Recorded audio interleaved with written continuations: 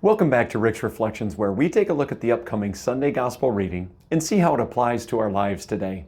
This Sunday is the solemnity of the body and blood of Christ.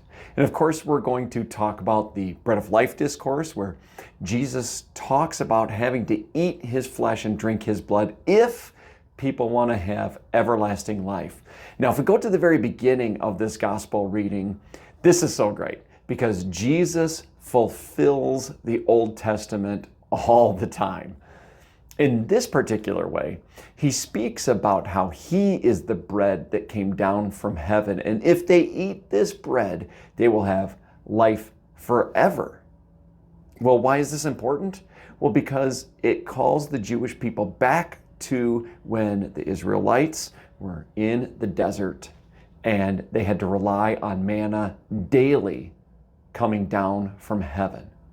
Jesus is saying that you had to rely on every single day to fall from heaven, but if you eat my flesh, it is forever. It is not just for today, but it is for all eternity, which makes the Eucharist so vital to who we are as Catholic Christians.